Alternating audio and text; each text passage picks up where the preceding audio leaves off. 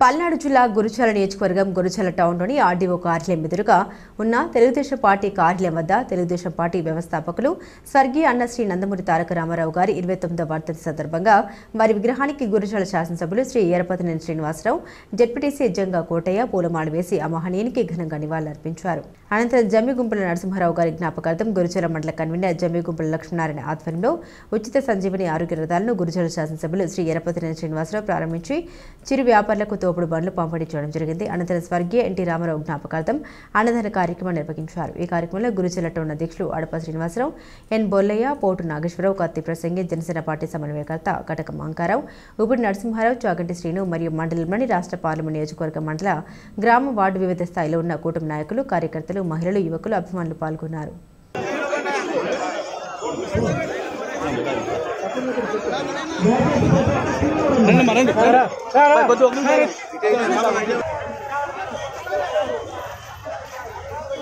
Pending bills కూడా వేల కోట్ల రూపాయలు ఇస్తారు ముఖ్యమంత్రి గారు.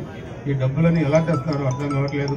11 లక్షల కోట్లు అప్పు చేసి ఈ రాష్ట్రాన్ని ఆర్థికంగా అస్తవ్యస్తం చేసి పదవి నుంచి దిగిపోయిన జగన్మోహన్ రెడ్డి ఈరోజు మనం చూస్తే ఆలోచించాల్సిన అవసరం ఉంది.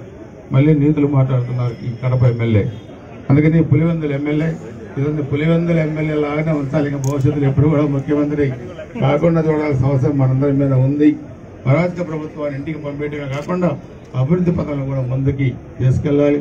దానిలో భాగంగానే ఈ 3 పార్టీల నాయకులు కష్టపడ్డ ప్రతి ఒక్క కార్యకర్తకి, నాయకుడికి మరి పదవుల్లో భాగస్వామ్యం, ఆర్థిక అభివృద్ధిలో భాగస్వామ్యం, సామాజికంగా భాగస్వామ్యం కల్పించడమే నా ప్రథమ కర్తవ్యం నియోజకవర్గంలో చెప్పుకోవడం మీకు అందరూ కూడా తెలియజేసుకుంటూ మంత్రివర్యులు నందమూరి తారక రామారావు గారి వర్ధంతి సందర్భంగా మన గురుజాల నియోజకవర్గంలో అన్ని గ్రామాల్లో, పట్టణాల్లో పెద్ద ఎత్తున ఆ మహనీయునికి నివాళులు అర్పించే కార్యక్రమాన్ని చాలా పెద్ద ఎత్తున కూడా చేశారు.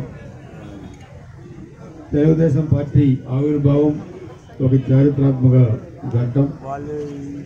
ఆ రోజు సినిమా రంగంలో ఉన్న అన్నగారు రారాజులాగా వెలిగే వ్యక్తి. ఆంధ్రప్రదేశ్ రాజకీయాల్లో ఆ రోజు ఉన్న పరిస్థితులను చూసి రాజకీయాల్లో డబ్బులున్న వాళ్ళే పదవులు వస్తూ ఉన్నాయి, డబ్బులున్న వాళ్ళకి విలువ ఉంటుంది కానీ పేద కుటుంబాల్లో పెట్టిన చదువుకున్న ఎంతోమంది వెనకబడి ఉన్నారన్న ఉద్దేశంతో ఆ రోజు తెలుగుదేశం పార్టీని స్థాపించారు. 82 మార్చి 29 నందమూరి తారక రామారావు గారు అని చెప్పుకోవడం మీ అందరూ కూడా తెలియజేస్తున్నారు. జనవరి 9, 83 ఆయన ఉమ్మడి ఆంధ్రప్రదేశ్ రాష్ట్రానికి మొట్టమొదటిసారి ముఖ్యమంత్రిగా ప్రమాణ స్వీకారం చేశారు.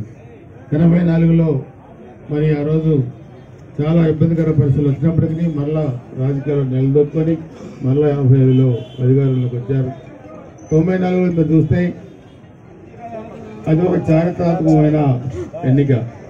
మొత్తం ఉమ్మడి ఆంధ్రప్రదేశ్ అడుగుదాడల్లో నడుస్తూ ఒక కార్యకర్తగా ఉన్న నాకు 94 ఎన్నికల్లో గురుజాల నియోజకవర్గానికి అసెంబ్లీకి టికెట్ ఇచ్చి ఇక్కడ నిలబెట్టి దాదాపు ఆ రోజుల్లోనే 24,000 మెజార్టీతోని గెలిపించిన నియోజకవర్గం గురుజాల నియోజకవర్గం చెప్పుకోవడం తెలియజేస్తున్నాం. అంటే తెలుగుదేశం పార్టీకి, వైసీపీ పార్టీకి ఉన్న తేడా ఈరోజు మీరు చూశారు. మండల పార్టీ అధ్యక్షులు సోదరులు లక్ష్మణ గారి ఆధ్వర్యంలో ఈరోజు ఆరోగ్య రథాలు, అదేవిధంగా చిరు వ్యాపారులు మరి ఉపయోగపడే తోపుడు బండ్లు అవన్నీ కూడా ఉచితంగా ఈరోజు పెట్టారంటే అది సామాన్య ప్రజల పట్ల తెలుగుదేశం పార్టీ కూడా చిత్తశుద్ధి చెప్పుకోవడం మీకు తెలియజేస్తున్నారు. నందమూరి తారక రామారావు గారి 29వ వర్ధంతిని పురస్కరించుకొని మరి ఇక్కడ ఈ కార్యక్రమాన్ని ఏర్పాటు చేసిన తెలుగుదేశం పార్టీ నాయకులకి, కార్యకర్తలకి అందరికీ ముందుగా ఆ హృదయపూర్వక ధన్యవాదాలు. మరి 1983లో తెలుగుదేశం పార్టీ స్థాపించి ఆ రోజుల్లోనే కాంగ్రెస్ పార్టీని మట్టుబెట్టి మరి అసెంబ్లీలో ప్రతిపక్షం కూడా లేకుండా చేసిన ఘనత మన నందమూరి తారక రామారావు గారిది. గురుజాలపట్నంలోనే తెలుగుదేశం పార్టీ ఆఫీస్ నందు ఆ మహనీయునికి ఘన నివాళులు అర్పించడం జరిగింది. ఈ కార్యక్రమానికి ముఖ్య అతిథిగా గౌరవ శాసనసభ్యులు శ్రీ ఏరపతినేని శ్రీనివాసరావు గారు హాజరవడం నిజంగా ఆనందదాయకంగా ఉంది. ఎన్టీ రామారావు గారి గురించి మనం ఒకసారి పునఃపరిశీలించుకుంటే అటు కథానాయకుడిగా, ఇటు ప్రజానాయకుడిగా ఎనలేని అశేష జనవాహిని సంపాదించుకున్న గొప్ప వ్యక్తి ఎన్టీ రామారావు గారు.